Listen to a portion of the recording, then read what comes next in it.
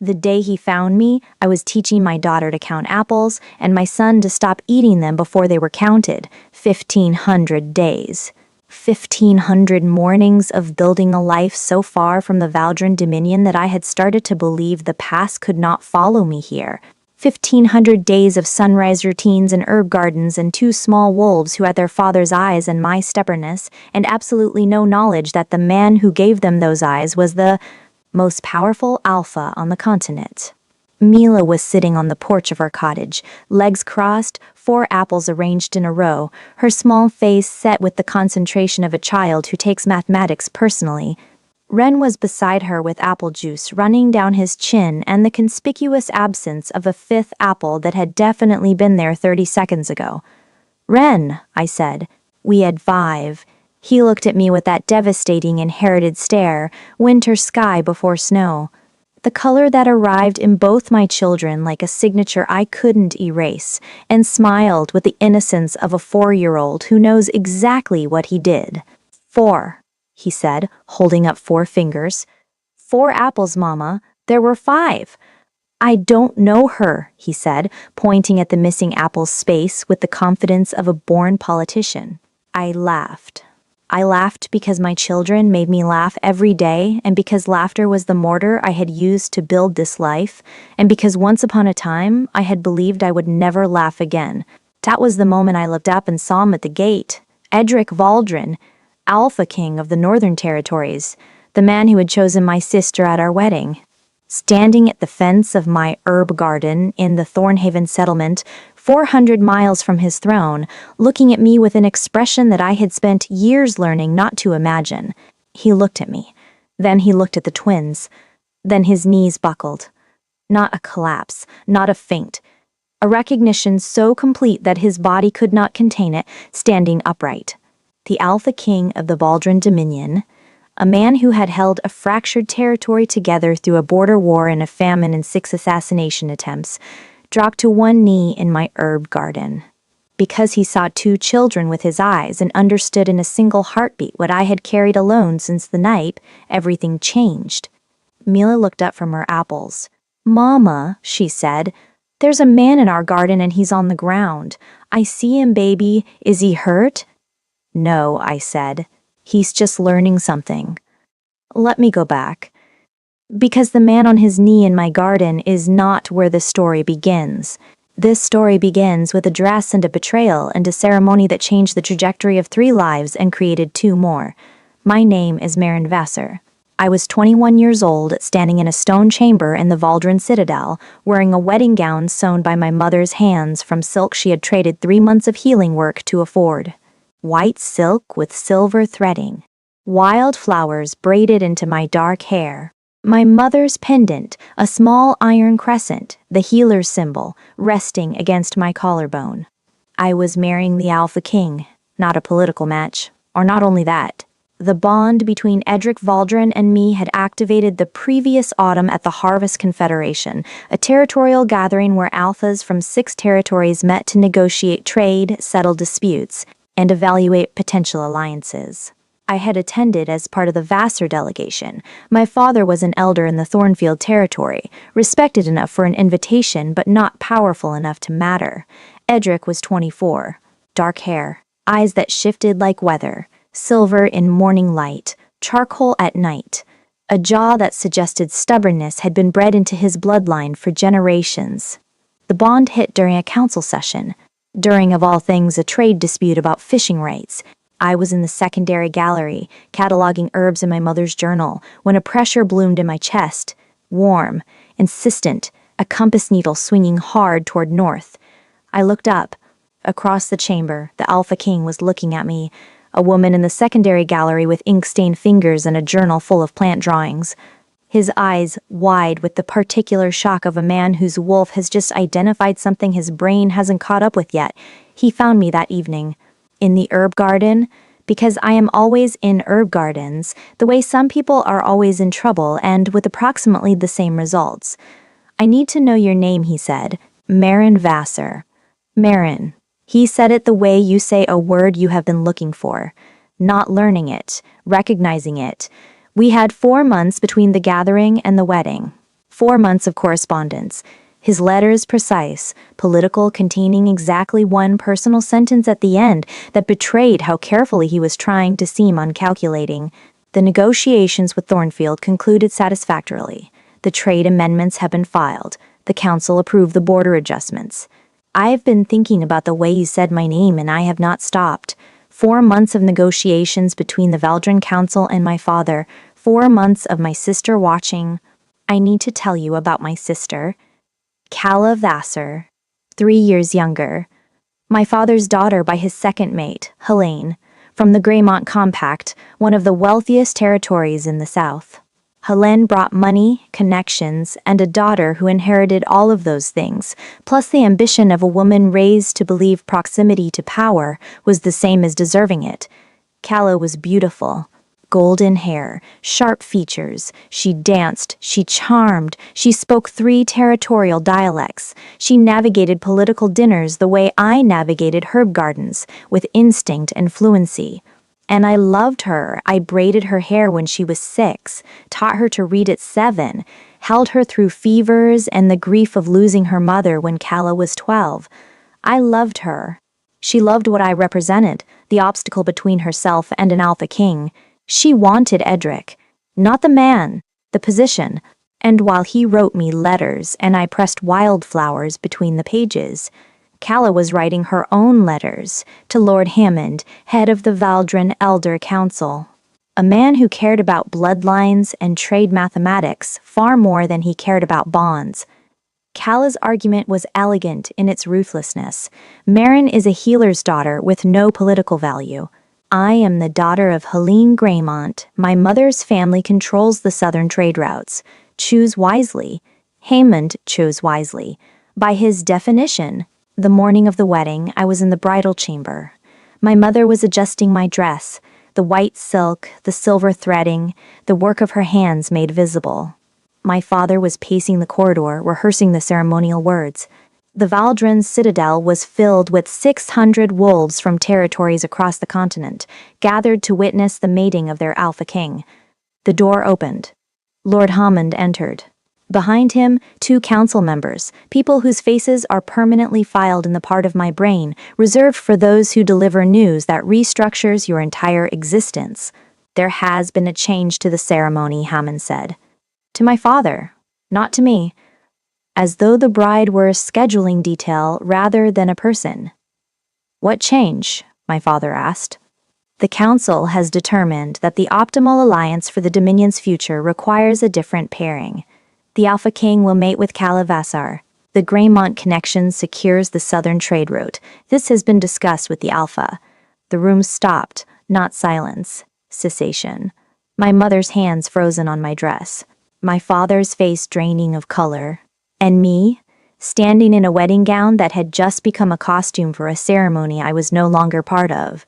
Discussed with the Alpha, I repeated. Edric agreed to this? The Alpha King has accepted the Council's recommendation. Accepted, not fought, not refused, not walked into this chamber himself to explain, to hold my hands, to tell me with his own mouth. Accepted, a word that means yes, spoken by a man who could have said no. A man whose bond with me, the biological certainty that should have overridden every political calculation, had not been enough to make him say the one word that would have changed everything. No. He did not say no. My mother removed her hands from my dress, slowly, the way you remove your hands from something precious when you realize it has already been broken. Marin, she said, my name, just my name. But the sound of it contained every emotion she could not express in front of council members who had come to inform her daughter that she was being replaced by her sister on her own wedding day. My father said nothing. He looked at Hammond, then at me, then at the floor. I understood that silence later, the silence of a man caught between his daughter and the political structure he had built his life within. He chose the structure, not because he didn't love me, because he had been taught that structures were more important than the people inside them, and by the time he realized that was wrong, I was already gone. I need to speak to Edric, I said. The Alpha King is preparing for the ceremony, Hammond said. He will not be available. He is my mate. He is the alpha of the Valdrin Dominion. His responsibilities supersede personal bonds. I looked at Hammond, at the lean, composed face of a man who had rearranged my life as casually as moving a chair to a different table, at the two council members flanking him like decorative authority, present to signal that this decision was institutional, not personal. I should have screamed. I should have fought. I should have torn the dress off and marched into the great hall and demanded that 600 wolves witness the truth. I did none of those things, because my mother was watching, and my mother had taught me, through 2 decades of healing and surviving and building a life from nothing, that the loudest response is not always the strongest, that sometimes the strongest thing a woman can do is stand very still, absorb the blow, and decide in silence what comes next. I stood still. I absorbed the blow. And in the silence between one heartbeat and the next, I decided. Leave, I said to Hammond. He hesitated. I think he expected tears, or collapse. What he got was a woman in a white silk dress looking at him with dry eyes and a voice that could have cut the stone walls of the citadel. Leave this room, I said again. Now. They left. My mother held me. The tears stayed behind my eyes. They would come later, in a cart on a road in a rented room 400 miles away. But not here, not where anyone could see. What do you want to do? My mother asked. I want to watch. The ceremony was held in the great hall, 600 wolves, candles by the hundreds. I stood in the gallery above, where secondary witnesses watched. I wore the dress, my mother's white silk, not because I wanted to, because taking it off would have been admitting defeat in a war I had not yet agreed to fight. Calla walked down the center aisle in a gown I knew, because I knew my sister had been prepared weeks in advance, not days. Weeks. She had known this was coming while I was pressing wildflowers into Edric's letters. She had been measuring herself for a wedding dress while I was wearing one that was about to become meaningless. Edric stood at the altar in ceremonial armor. He was still, the stillness of a man holding himself together through discipline, because the alternative is destruction. His hands were fisted at his sides, white-knuckled, the hands of a man gripping his own compliance like a weapon he was using on himself. His eyes stayed forward. I do not know whether that was obedience, cowardice, or mercy. I have spent years considering all 3 possibilities, and I still don't have an answer. Some questions don't have answers. They just have weight. The elder officiant spoke the words, the bond invocation, the ancient ritual that calls the wolf spirits to seal the mating. But the bond did not seal. I felt it from the gallery. The moment the invocation completed and the spiritual seal should have activated, the warmth, the snap of connection, nothing happened. You cannot bond a wolf to a mate he has not chosen. The ceremony can be performed. The words can be spoken. But the bond knows the difference between a political arrangement and a soul's recognition. Edric's hand tightened on Calla's. He felt the absence, and his wolf surged toward the gallery where his actual mate stood in a white silk dress watching her sister take her place. I left before the applause ended, through the service corridors, out the kitchen entrance. My mother was beside me. She had packed a bag. Because my mother is the kind of woman who prepares for catastrophe, the way other people prepare for weather, quietly, practically, and well in advance. My father stayed behind. He had chosen the Dominion's approval over his daughter's heartbreak, and my mother had chosen me. That was the last time the 3 of us were in the same room. We left the Valdrin Dominion that night, heading east until the roads became paths, and the paths became the kind of quiet that only exists at the edges of the world where powerful men do not look. I held myself together for the first day. On the second, the tears came. I cried for 6 hours while my mother held me in the back of a rented cart and said nothing because there was nothing to say. 6 hours. Then I stopped. Not because the grief ended, because the body has limits. Even grief has to rest. Some women break when the world takes what it promised them. I didn't break. I composted. I took everything that had been done to me, the humiliation, the betrayal, the sister, the silence, and I turned it into soil. And I grew something new. I discovered the pregnancy 6 weeks later. My mother knew before I did. She watched me refuse breakfast 3 mornings in a row, pressed her hand against my abdomen, and said, "You're carrying." The night before the wedding, we had waited 4 months of letters, 4 months of restraint, because we wanted the bond ceremony to come first. But the ceremony was tomorrow and we were 21 and the waiting had lasted long enough. One night, one time, 2 lives. I had a choice. Go back. Demand that the Alpha King acknowledge his children, stand in the citadel with my belly growing and my bond humming. I chose not to, because a man who chose a trade route over a mate bond would find a way to make my children political instruments rather than people. Lord Haymond would see twin heirs as leverage, assets to be traded the same way my future had been traded. My children would not be assets. My children would be loved. I chose Thornhaven, a settlement so far east it appeared on maps as a suggestion rather than a commitment. 90 wolves. A healer's post that had been empty for 2 years. I filled it. My mother helped me build the practice. I delivered pops, set bones, brewed tinctures. I became the settlement healer. No title, no territory, no mate. Just a woman with good hands and 2 children growing inside her who would never know they were supposed to be royalty. Ren arrived first, screaming, born with his fists clenched and those winter sky eyes open and an attitude that suggested the womb had been insufficiently organized for his preferences. Mila arrived 8 minutes later, quiet, watchful. She did not cry. She looked at me and the first thing she did in this world was reach for my face with the hand so small it could not span my cheek. I held them, both, one in each arm, and the bond in my chest, the frequency tuned to a man 400 miles away who had chosen a trade route over me, redistributed. The pull that had been aimed at Edric redirected itself toward 2 small bodies, and the signal was no longer pain, it was purpose.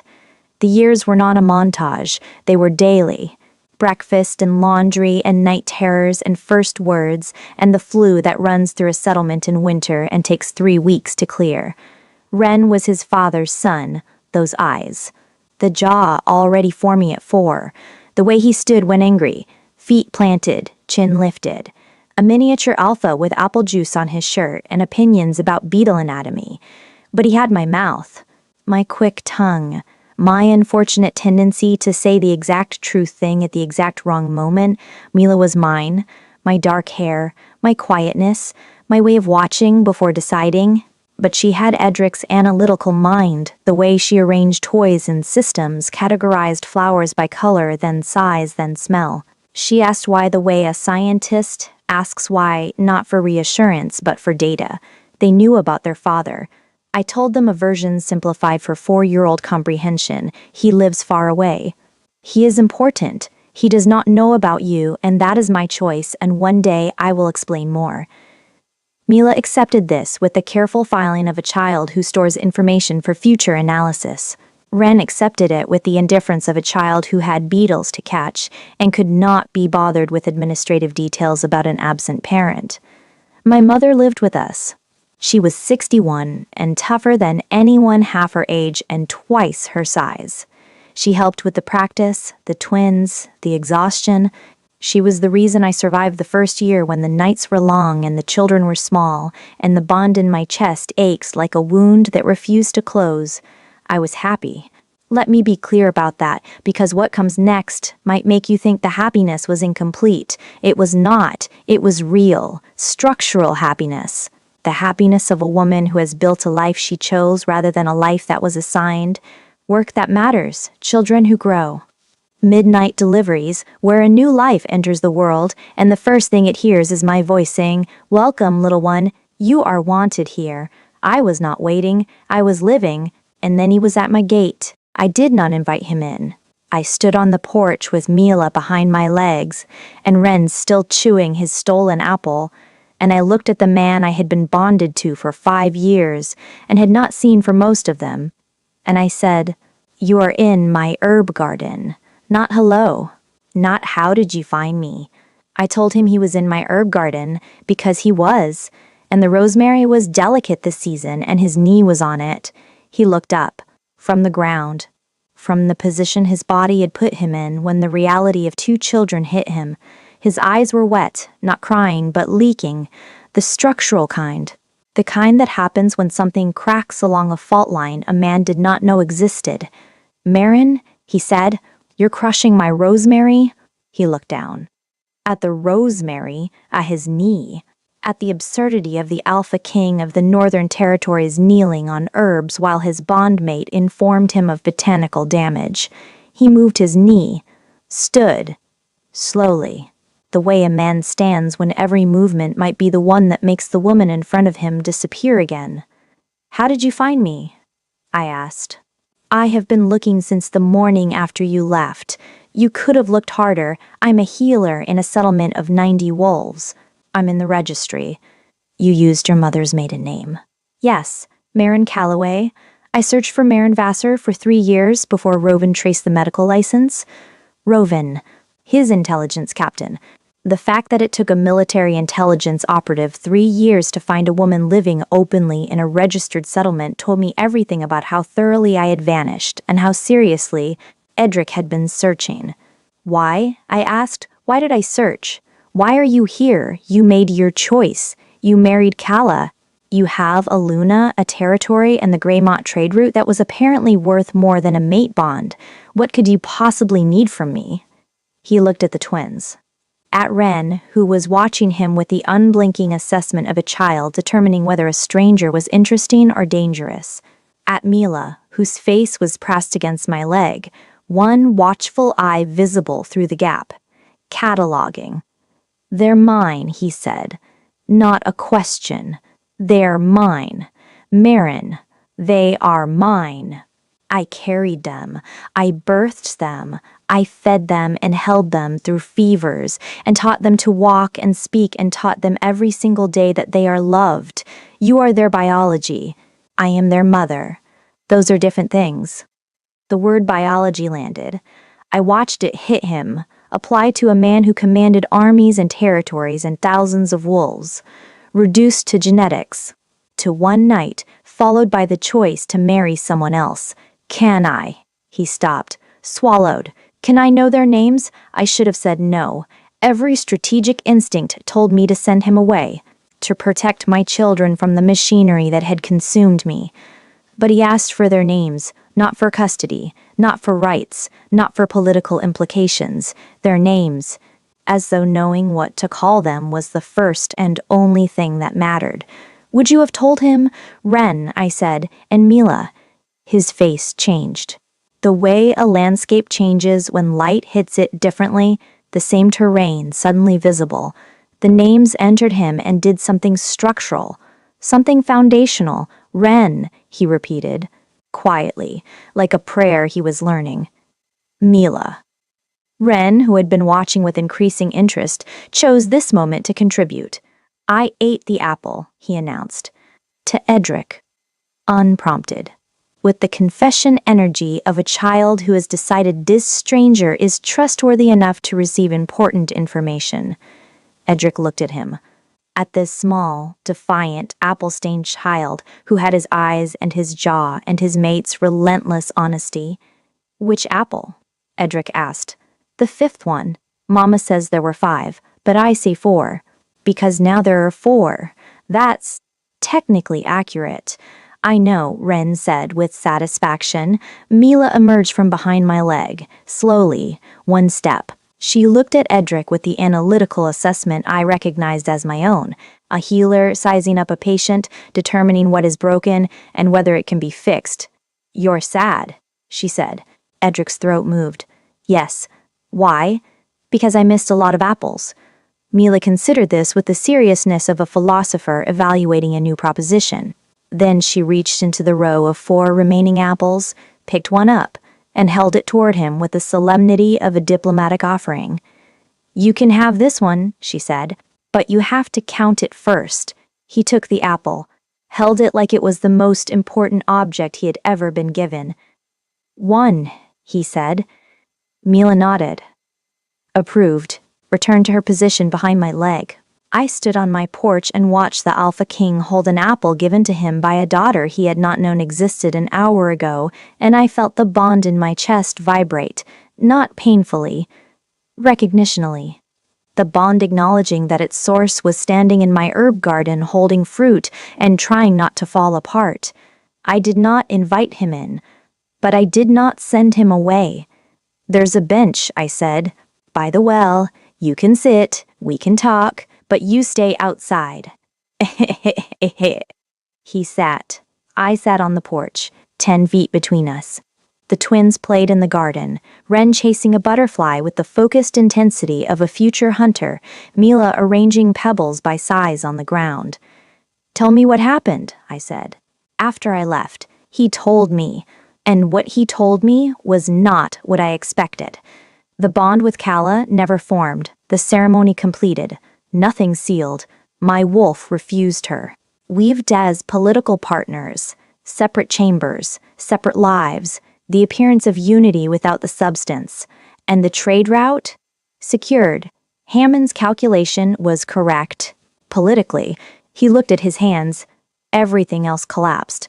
The wolf pacing inside him, searching for the connection between us, pulling east toward me.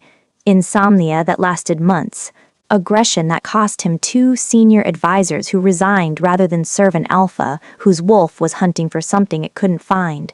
3 medical interventions attempting to force bond with Kala. None worked. The thread between wolves does not negotiate with politics. And Kala, he told me about Kala. She knew before the wedding. She wrote to Hammond months in advance, presented the Greymont case, asked for the substitution. He paused. She said she had earned the position, that the bond with you was inconvenient and she had solved the inconvenience. Inconvenience. My sister called my bond an inconvenience. And she solved it the way you solve a scheduling conflict, by replacing the person in the way. She also said you were too soft for the position, that what she did was not betrayal, it was optimization. Optimization. My sister optimized me out of my own wedding. I sat on the porch and felt the old pain stir, not the sharp agony of the wedding day. Something older, something that had been sitting at the base of my ribs, quiet and patient, waiting for its name to be spoken aloud. The name was not Edric. The name was Kala, my sister, the girl whose hair I braided, the woman who decided I was an inconvenience and solved me. "I need to walk," I said. "Stay with them. If you move from that bench for any reason other than their safety, I will end you with a tincture so slow you'll think it's natural aging." He nodded. Sat. Stayed.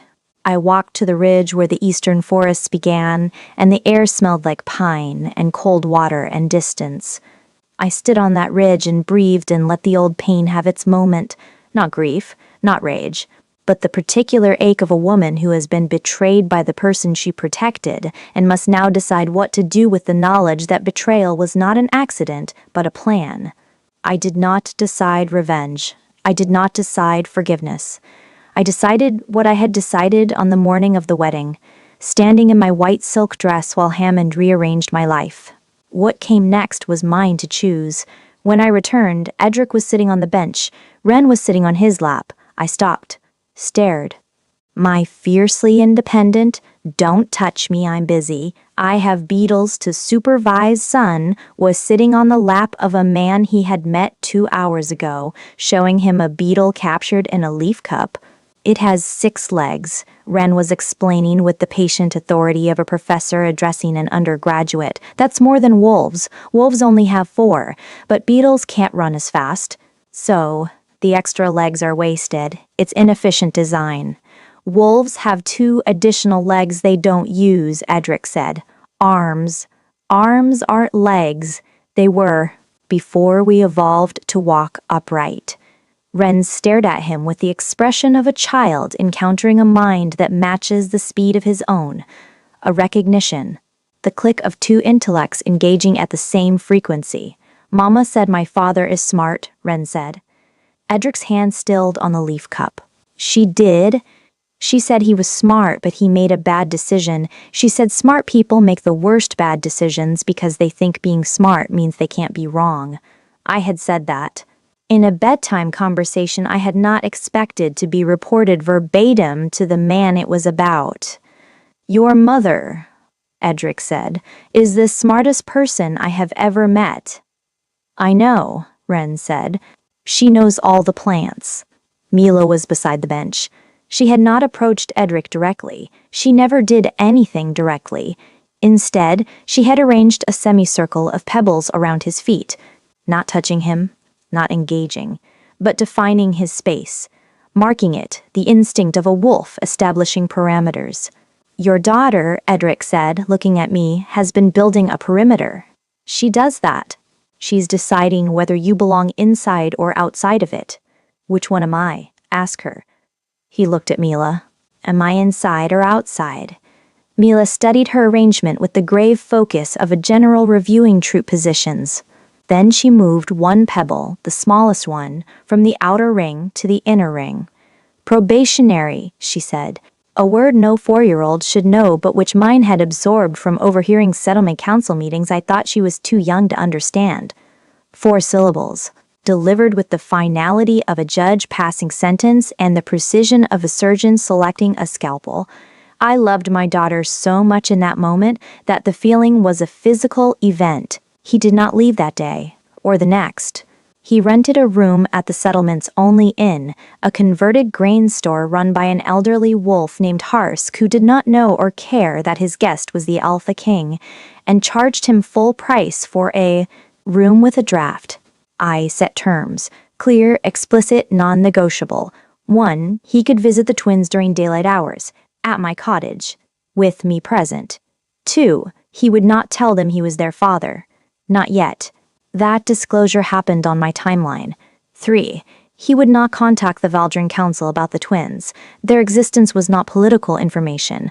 4, if Calla came to Thornhaven, he would leave. Those are my terms, I said. Accepted. Without negotiation. The fastest acceptance in the history of a man who negotiated territorial treaties for a living. That was easy. You expected me to fight your terms. You're an Alpha King. Fighting terms is your primary occupation. You're the mother of my children who has been raising them alone while I married your sister and failed at every decision I've made since the morning I let a council elder walk into your bridal chamber and undo the only right thing my wolf has ever done. He paused. I don't get to negotiate, I get to comply, and I get to be grateful that you are allowing me anywhere near them. He was not asking for forgiveness. He was asking for proximity. And he was willing to accept every condition because the alternative was absence and he had already lived years of it and it had taught him what I had learned the night I left. That the distance between a choice made and a choice lived is measured in everything you miss while pretending the choice was right. The days that followed were strange. Voluntary proximity, conditional closeness, a man learning the rhythms of children who carry his blood, and a woman's resilience in equal measure. He learned Wren's schedule, the morning beetle hunts, the afternoon refusal to nap, conducted with such passionate conviction it could have been presented to the Valdrin Council as a formal grievance. The evening questions that rivaled any council session in complexity and exceeded all of them in importance. He learned Mila's silences, the pebble arrangements that mapped her emotional landscape, tight circles when anxious, wide arcs when curious, closed formations when done. He learned not to interrupt. He learned that she would invite him in when she was ready, and that the invitation could not be rushed or purchased or commanded. One afternoon, I found him sitting alone in the garden, not waiting for the twins. They were napping. Edric was just sitting. His hands were in the soil, not planting, not weeding, just touching the earth. As though the contact with something growing was a thing he needed the way other men need authority. "What are you doing?" I asked. "Learning," he said, "what it feels like to be small, an Alpha King, in a herb garden. Learning to be small." Something that had been frozen in me shifted, the way soil shifts after the first warm rain. Not thawed, not warm, just less solid, less certain that solid was what I wanted to be. He learned my mother, who did not speak to him for 3 days, who served him tea on the 4th day without looking at him, who, on the 5th day, said, while grinding herbs at the kitchen table with the focused intensity of a woman performing an act of love disguised as food preparation, "You broke my daughter's life on the morning that was supposed to be the beginning of it. I am making you tea because she asked me to, but the day you make her cry again, there will not be enough territory on this continent to hide you from me. My mother, 5 feet 2 inches, capable of delivering threats in a tone so calm that grown men develop a sudden interest in leaving the room." "I understand," Edric said. "You don't," my mother said, "but you're going to learn, because learning is the only thing I'm willing to let you do in this house." She taught him to bake bread, at midnight, side by side, not because he asked, because she decided. The way you teach a man that the most important skill in the world is knowing how long dough takes to rise and being willing to wait for it. That patience is not passive. That standing beside an oven at midnight while flour becomes bread is an act of faith. He was terrible at it, then adequate. Then, after 2 weeks of midnight sessions and flour-covered counters, good enough that the bread was edible without charitable interpretation. Acceptable, my mother said, which, from her, was the equivalent of a standing ovation. 2 weeks in, the reckoning came. From neither Edric nor the council. From Calla. She arrived on a Tuesday, in a carriage bearing the Valdrin crest, with 2 council escorts and the particular confidence of a woman who believes her title protects her in all territories. I was in the herb garden, my hands in the soil, Mila beside me planting seeds with methodical precision. Wren behind the cottage building what he called a wolf trap, out of sticks and string that would not have trapped a determined butterfly. The carriage stopped. Calla stepped out. The years had changed her. The golden hair was the same, the sharp features, the practiced posture. But there was something beneath the surface, a thinness that was not physical, a depletion, the look of a woman who has been standing in a position she fought to take and discovered that the position is empty, and the standing is exhausting, and the crown she took from her sister fits her head, but not her heart. "Marin," she said. My terms were clear, Edric. I did not look at him. I did not send for her.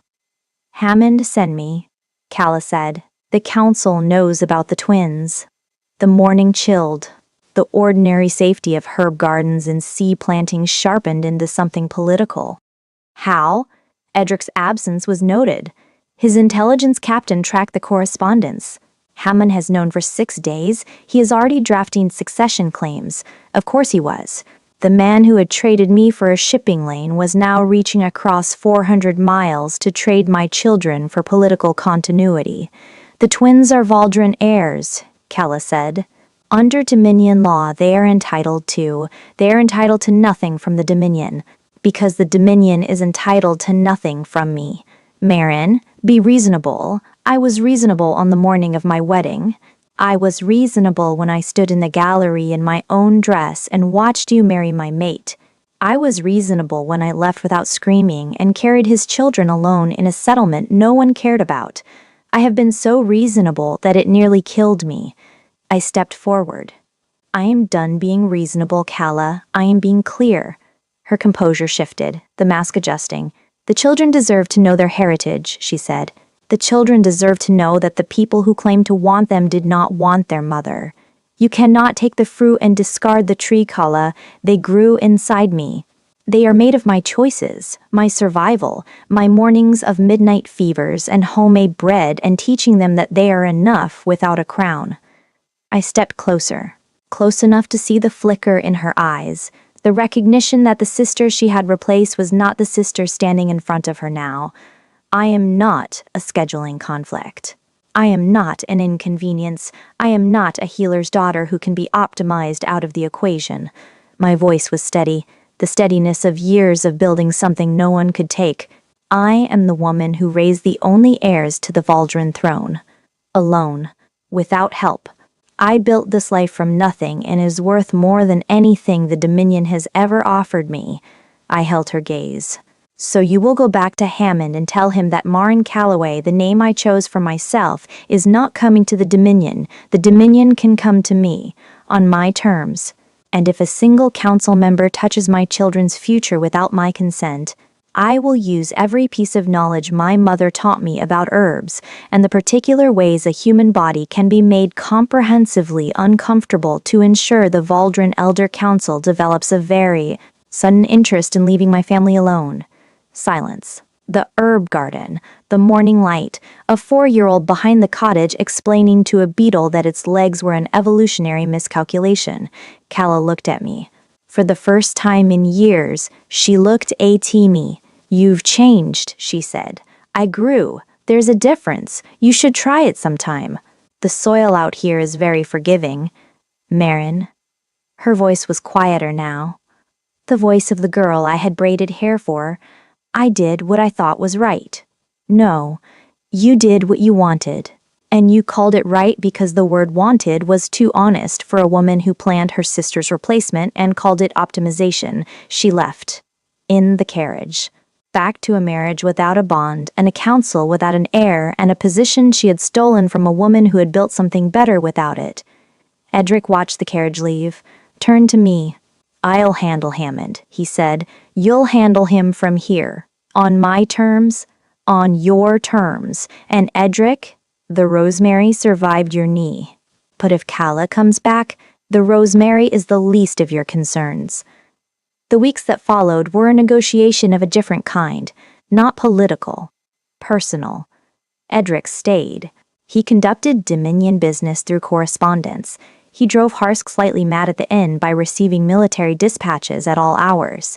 He sat in my herb garden daily, while the twins incorporated him into their world with the ruthless efficiency of children who have decided something is theirs. Wren showed him every beetle, every bird nest, every stick structure. He asked questions Edric answered with the patience of a man who has discovered that a 4-year-old's curiosity is the most important diplomatic engagement he has ever faced. And unlike council, negotiations, the consequences of getting it wrong actually mattered. Why do wolves howl? Wren asked one evening, sitting on the porch step while Edric sat on the bench. To communicate, to find each other across distances. Have you ever howled? Yes. Did anyone answer? Edric looked at me. Just for a moment, the way you look at someone when the true answer to a child's innocent question is too heavy for casual delivery. Not for a long time, he said, but I kept howling anyway. Wren considered this. That's sad. It was, but then I found what I was looking for. What were you looking for? Home. Oh. Wren looked at our cottage, at the herb garden, at Mila arranging pebbles, at me. This is home, he said, with the simple certainty of a child who has never had reason to question where he belongs. Yes, Edric said, quietly. I'm beginning to understand that. Mila's pebble perimeter expanded, gradually. One pebble at a time moved from the outer ring to the inner. Each pebble, a decision. Each movement a small act of admission that could not be hurried. She did not explain. She simply moved them, morning by morning, assessment by assessment, until the day I came out and stopped. The semicircle was complete, every pebble in the inner ring. She looked at me and said, "He counts the apples right." Wren had been calling him Dad for weeks because Wren does not do gradual. He does sudden and total and irreversible. The first time he said it, "Dad, look at this beetle." Edric went very still. The stillness of a man hearing a word he thought he would never hear, spoken by a voice he did not know existed until it was already the most important sound in his world. He looked at me. I looked at him. We did not discuss it. Some moments are too fragile for discussion. You let them exist and hope the air around them is warm enough. I told them on a Wednesday, 3 weeks after Edric arrived, in the kitchen, over breakfast. "You know the man who visits us?" I said. "The tall, sad one with eyes like mine," Wren said. He had connected the genetics weeks ago and was allowing the adults to catch up. "He's your father," I said. Wren processed this for 4 seconds. "Is that why he knows about beetle legs? That is one reason. Mila was quiet, looking at her breakfast. Then, is that why you're sad sometimes? The question broke something in me. Not painfully, the way a shell breaks when the thing inside has outgrown it. My daughter, at 4, had seen my sadness and connected it to the man in the garden and had been waiting, silently, patiently, in her Mila way, for the explanation. I was sad because he wasn't here, I said, but I was happy because you were. She considered this. Then she took a piece of bread, tore it carefully in half, and placed one half in front of the empty chair where Edric would sit. He can stay for breakfast, she said. Not I love him. Not I forgive him. He can stay for breakfast. The conditional, measured offering of a child who has decided to let someone in but wants them to know the letting in is a gift and not a right. If that bread doesn't break your heart a little, you're stronger than I am. He stayed for breakfast. And for lunch. And for the conversations after the twins were asleep. 2 adults on a porch at the edge of the world trying to determine what remained. I should have said no, he said. One night, under stars brighter than anywhere near the Dominion, the morning Haymond came to your chamber. I should have walked in behind him and said no. I should have torn the council apart and married you the way the bond demanded. I had the power, the authority. I chose not to use it because I convinced myself the Dominion needed the Greymont trade route more than it needed me to be honest. He paused. I have spent every day since learning that a territory built on a lie is a territory built on sand. And Calla? A partner in governance, never a mate. Separate chambers. The wolf won't allow proximity. He reaches east every night toward you, toward Thornhaven, toward the connection that does not care about politics. He paused again. The marriage can be dissolved. The bond failure is documented. Under ancient law, a ceremony that does not produce a bond can be voided. And then what? Then I am an alpha king without a Luna, and the only woman my wolf has ever recognized is sitting on a porch 400 miles from my throne, and she has every reason to never let me close again. I looked at the stars. I am not going back, Edric. I know. The twins will not be raised in the Citadel. They will not be political instruments. I know. If you dissolve the marriage and want to be their father, really their father, then you come here. You learn what this life costs. You carry what I have carried. And maybe after enough mornings and enough breakfasts and enough pebbles move from the outer ring to the inner, we talk about what comes next. And if it takes years, then it takes years. Then it takes years. I waited. You can wait too. I'll come, he said. I know. That's the first right decision you've made since the Harvest Confederation. Marin, yes? The thread between us. It's still there. Can you feel it? I could. The frequency I had redistributed into motherhood and medicine and survival, the signal that had never stopped transmitting. I feel it, I said. But feeling it is not enough. You taught me that. A bond is not a decision, it's a direction. And a direction is worthless if the man following it stops walking when the path gets politically inconvenient. I'm not stopping. Prove it. Not with words, with breakfast. He proved it. Not quickly, not dramatically. With the slow evidence of a man who understood that the most important territory he would ever govern was 10 feet of porch and 2 children and a woman who was not obligated to make room. He dissolved the marriage. Under ancient bond failure law, Calla did not contest it. She was tired too. She returned to Greymont. Contacting her was not something I was ready for. Forgiveness, if it comes, will arrive on its own schedule. Haymond resigned after the dissolution, exposed his role in the substitution. The council restructured. Edric governed remotely, proving that an alpha king willing to adapt can lead from a grain store in as effectively as from a stone throne. He learned to plant herbs. Badly at first. The agricultural instincts of someone who had spent his life giving orders to soil rather than listening to it. Then adequately. Then well enough that the garden grew under his hands as willingly as under mine. He learned Wren's bedtime routine. 3 stories, 2 glasses of water, and one urgent final question about a topic with no connection to anything discussed during the day. Do fish know they're wet? At 9:30. If the moon is made of rock, who threw it up there? At 9:45. Dad, if you could be any bug, which bug would you be? At 10:15, when all negotiations about sleep had been exhausted and Ren was deploying his last weapon, genuine curiosity that could not be dismissed without damaging the trust of a child who had just started calling you Dad.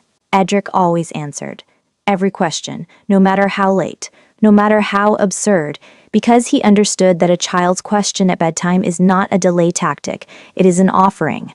It is a child saying, I trust you enough to share the things my mind makes in the dark. He learned that meals communicated important things through pebble arrangements only she could read, but everyone was expected to respect. That moving a pebble without permission was a violation that could take days to repair. That the inner ring was sacred. That being inside it was not permanent status but daily election, renewed each morning by a 4-year-old who did not grant tenure. And slowly, pebble by pebble, breakfast by breakfast, midnight baking session by midnight baking session, the gap closed, not all at once, the way frozen ground thaws, in patches, with setbacks when a cold night refroze what the warm day loosened. But consistently, the direction always the same. I stopped sitting on the porch, started sitting on the bench. The 10 feet became 5, then 3. Then shoulder to shoulder on an evening when the stars were particularly bright and the children were asleep, and the silence between us had become the kind that does not need filling because it is already full. He kissed me on a Tuesday in the herb garden, while I was replanting rosemary, the same rosemary his knee had crushed on the day he arrived, regrown and thriving because rosemary is stubborn and does not accept defeat from a kneecap. His hands were dirty. Mine were dirtier. The kiss tasted like soil and the sweetness of a second chance, earned so slowly it felt like the first one finally arriving. It was not the kiss of an alpha king claiming his mate. It was the kiss of a man who had learned the names of beetles and the rules of pebble circles, and the midnight patience of bread dough. A man who had earned the right to close the last 3 inches. You have dirt on your face, I said. So do you. I'm a healer. Dirt is professional. I'm an alpha king.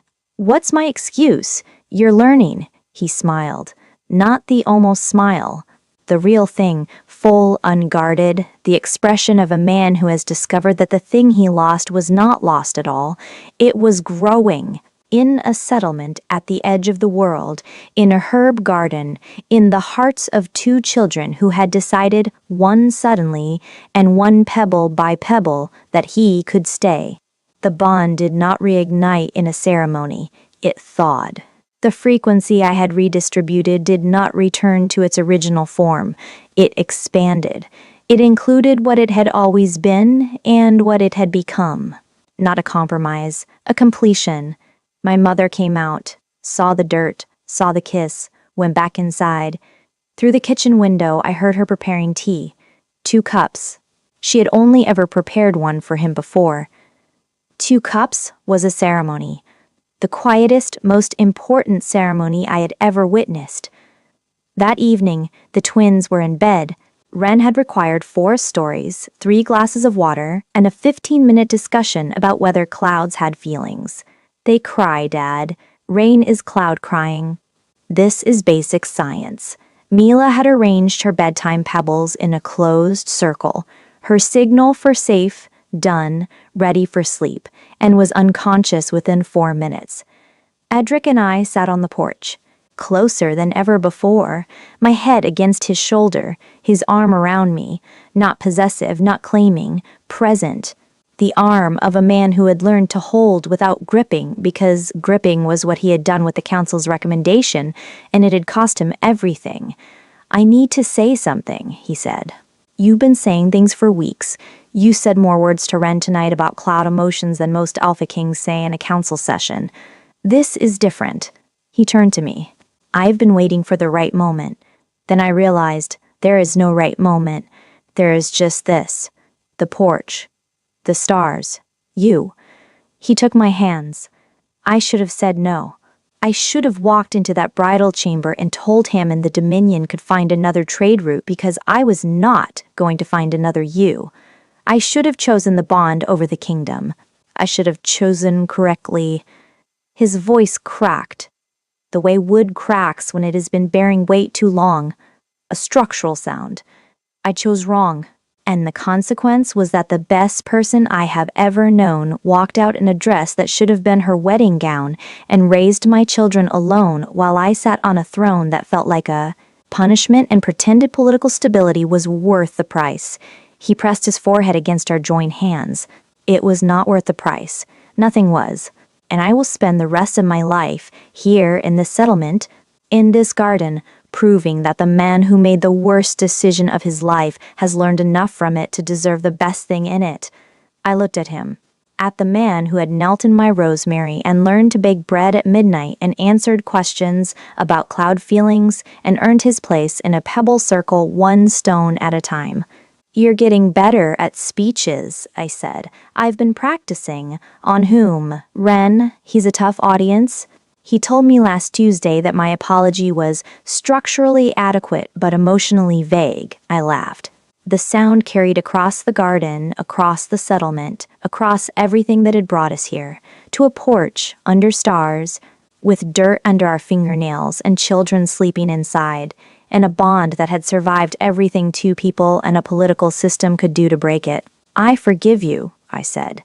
Not because the pain was gone, not because the betrayal had been erased, because forgiveness is not the absence of the wound. It is the decision to stop letting the wound make your choices. It is the moment you look at the person who broke you and decide, not that they are innocent, not that what they did was acceptable, but that carrying the weight of what they did is heavier than setting it down. I set it down. On the porch, under the stars, in the place I had built from the ruins of the place he had broken.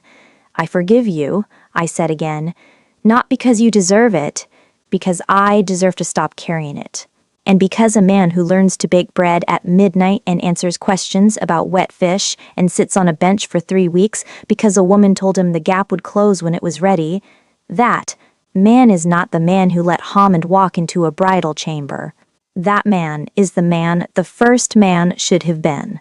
He kissed my forehead, held me, and the bond, the thread that had stretched across 400 miles and years and silence, settled. Not with a snap, not with ceremony, with warmth, quiet, deep. The warmth of something that had always been there, finally allowed to be felt without apology. We did not talk about the future. The future would come, the political negotiations, the council restructuring, the question of how an alpha king governs from a healer's cottage. Those conversations would be complicated and imperfect and would require the same patience that bread dough requires and pebble circles demand. But tonight, the future could wait. Tonight, there was just the porch and the stars and 2 cups of tea cooling on the railing and the sound of 2 children breathing inside a cottage built by a woman who refused to let the worst thing that ever happened to her be the last thing. The next morning, I woke to the smell of bread. Not my mother's bread, not my bread baked by a man who had learned the recipe at midnight from a 61-year-old woman who terrified him, and whose approval he had earned through flour-covered persistence. Edric was in the kitchen, apron on, my mother's apron, floral print, completely absurd on a man his size, 2 loaves on the counter, coffee brewing. The table set for 5, because 5 was the number now. 5 plates, 5 cups.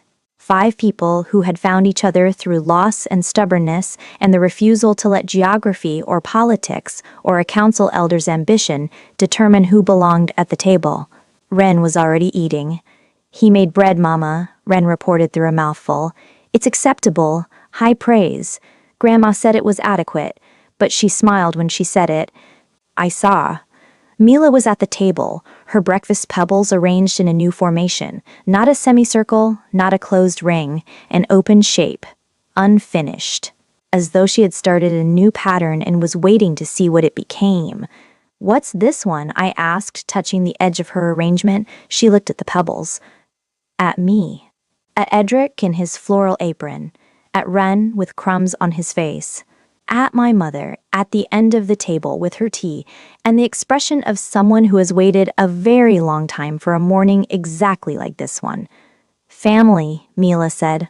One word, the whole world in it. I sat down, took the bread, ate it with my children and my mother and the man who had broken my heart and spent weeks putting it back together with dirty hands and midnight flour and the willingness to be probationary in his own daughter's pebble circle until she decided he had earned the permanent ring. The rosemary outside the kitchen window was blooming. The apples on the counter numbered 5, all 5 accounted for. And the table, our table set for 5, in a cottage at the edge of the world where no one had come looking until someone finally did, held. Beautiful souls. She vanished. On the night of her own wedding, in a dress sewn by her mother's hands, she walked out of a citadel that had traded her for a shipping lane, and she did not look back. She built. In a settlement at the edge of the world, with 2 children who had their father's eyes in her spine, she built a life so complete that when the past arrived at her gate, she did not need it. She was already whole. He came, not with an army, not with a crown, with nothing except the willingness to sit on a bench and be probationary, to learn the names of beetles, to count apples correctly, to earn, one breakfast at a time, the right to be inside the pebble circle of a daughter who does not grant admission lightly. And the sister, the one who called love an inconvenience and solved it like a scheduling conflict, learned that you can take someone's place at the altar, but you cannot take their place in the bond.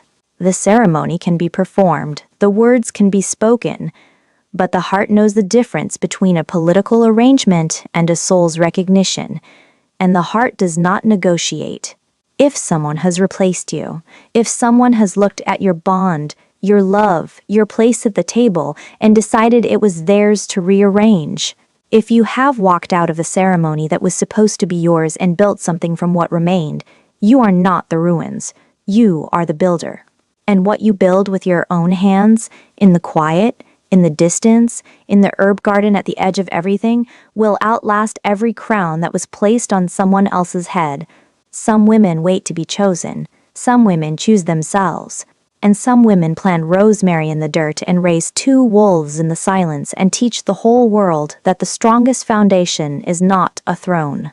It is a kitchen table where the bread is warm and the apples are counted and the man who broke your heart is wearing a floral apron and learning, slowly, imperfectly, with flour on his hands and a 4-year-old's grudging approval, how to deserve the chair you saved him. Where are you listening from tonight? Some love is instant, some love is earned. And earned kind, the kind that arrives covered in dirt with the wrong number of apples and a beetle in the leaf cup, is the kind that lasts. Sweet dreams, beautiful souls. The rosemary grew back. It always does. If this story found you at the right time, if it reached through whatever distance you're carrying and touched something real, then it did what stories are meant to do. Subscribe to Destined Hertz. Hit the bell. Share this with someone who needs to hear that being replaced is not the same as being erased. That building from nothing is not the same as having nothing, that the table has room, because we have more stories coming, more herb gardens, more pebble circles, more bread baked at midnight by people who are learning that the most powerful thing you can do is wait. The table is set for 5 now. There's room. Oh,